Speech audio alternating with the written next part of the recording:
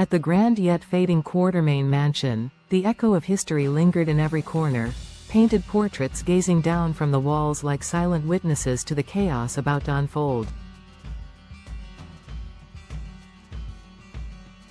For decades, the estate had stood as both a fortress and a battlefield for generations of Quartermaines, but now it was on the brink of being sold by none other than Veronica, Ronnie Bard, a woman whose motives remained as clouded as the storm gathering over Port Charles.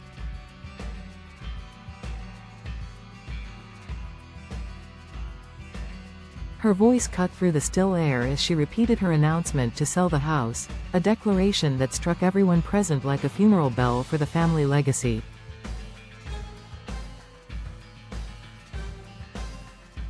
Yet behind that calm, calculated tone was a mind driven by more than business. Ronnie's decision carried the weight of buried grudges, broken promises, and a desire for control long denied to her. Drew Cain had been preparing to make his move for months, negotiating quietly, hoping to buy the mansion and restore it to what he saw as the heart of the Quartermaine identity.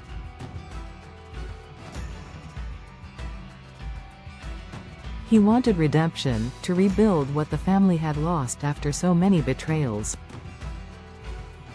But as Ronnie's announcement reverberated through the room, it became clear that his plans might be collapsing before they could even begin. Drew's expression hardened. He had fought wars, both literal and emotional, but nothing compared to the treachery within his own supposed allies.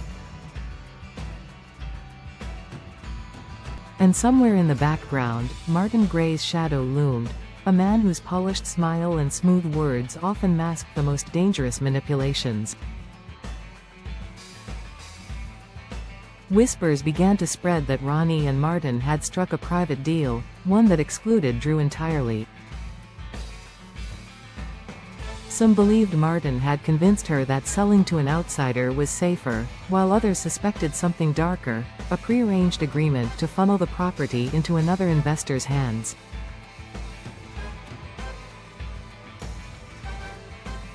The Quartermaine mansion wasn't just real estate, it was a symbol of power, of lineage, and whoever owned it would hold influence over both the past and the future. And that made it a target worth scheming for. Tracy Quartermaine, ever the matriarch of defiance, was the first to break the tense silence. Her voice shook with fury as she vowed that the sale would happen, over her dead body. To many, that would have been a dramatic threat. But to those who knew Tracy, it was a promise. The walls had seen her fight through worse, family betrayals, empires lost, and resurrected fortunes. She wasn't about to let Veronica erase the legacy she had spent a lifetime defending. Yet Ronnie, unfazed by the outrage, stood her ground.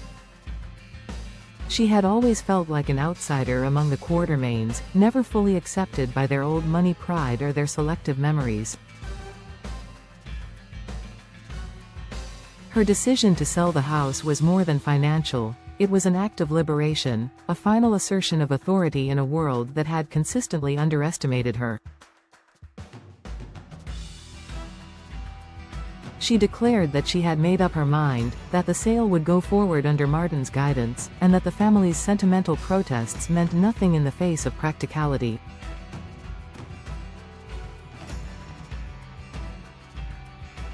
But her voice, though firm, betrayed a trace of weariness, perhaps even regret. Drew could sense it. He had once believed Ronnie was on his side, that her tough exterior hid loyalty to those who sought to preserve the Quartermaine name. But the tone she took now made it clear that something, or someone, had shifted her loyalties. Could it be that Martin had promised her something in return? A share of power? Protection? Or perhaps, more frighteningly, revenge against those who had once wronged her. Drew's own ambitions now hung in the balance. The setback that loomed over his weekend plans might not be about money alone. It was about losing his foothold in the very legacy he had tried to save. And with the Jacinda debacle still festering, Drew's stability, both personal and professional, was starting to crack. Jacinda had been a wild card, an emotional and legal entanglement that continued to haunt him. Rumors swirled about falsified documents, hidden funds, and secrets that could implicate him in ways he hadn't yet imagined. If Ronnie's sale of the mansion intertwined with that chaos, Drew could find himself cornered on all sides, stripped of both property and reputation. Meanwhile, Martin Gray moved quietly through the turmoil like a chess master, letting others play their roles while he kept his endgame hidden. To some, he was merely a lawyer doing his job; to others, he was the architect of the Quartermaine family's latest downfall. The idea that he might be selling the estate not to Drew but to a more mysterious buyer was more than speculation, it was an emerging certainty. Some whispered it could be an anonymous trust linked to one of the Cassadines, while others believed a corporate entity from outside Port Charles had taken interest. Either way, Martin's calm demeanor was unnerving, and his influence over Ronnie undeniable. The Quartermaines, once kings and queens of Port Charles, were now pawns in someone else's financial game. The emotional fracture between Ronnie and Tracy widened by the hour. Tracy's pride refused to yield, her anger swelling as she accused Ronnie of betrayal. But beneath the fury, there was fear, the fear of losing not just the mansion, but the last tangible piece of her family's history. To her, every wall told a story, every window had framed a chapter of victory and heartbreak. Selling it wasn't just business, it was erasure. Ronnie, however, had her own interpretation. To her, the mansion represented the burden of legacy, a gilded cage that bound her to the ghosts of people who never saw her as an equal. Selling it was her rebellion, her closure, her act of vengeance against a family that had kept her name written in small letters at the bottom of the family ledger.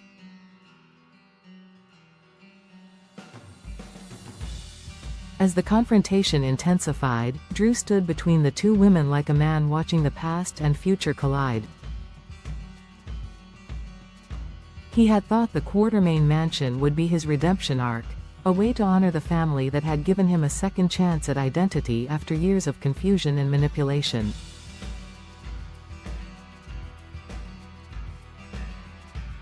Instead, it became the symbol of everything he could lose. The air grew heavier as the conversation spiraled into accusations and ultimatums. Even those who weren't present could feel the shockwaves rippling across Port Charles. For a town built on secrets, this sale could expose more than financial motives. It could reveal hidden alliances, buried crimes, and personal vendettas that had been festering in silence. Drew's setback, foreshadowed by whispers in the corridors, seemed inevitable now. Whether it was a failed purchase or a far deeper betrayal, something was coming that would shake him to the core. And when it hit, it wouldn't just be about a lost house, it would be about the unraveling of trust, love, and legacy. The mansion stood as a silent witness to it all, its aging walls absorbing every heated word, every tear, every unspoken thought. Somewhere, deep in its foundations, the ghosts of Alan, Edward, and Lila seemed to linger, as though waiting to see whether the new generation would destroy or redeem what they had built. Ronnie's decision might appear final, but in Port Charles, nothing ever truly ends. Deals can be undone. Loyalties can shift overnight. And power, once lost, can always be reclaimed, at a cost. By the time the sun set over the Quartermaine estate, the once grand home felt more like a battleground than a sanctuary. Ronnie had made her choice, Tracy had drawn her line, and Drew was left standing in the wreckage of what could have been his triumph. The crisis that loomed was no longer abstract, it was personal, immediate, and potentially devastating.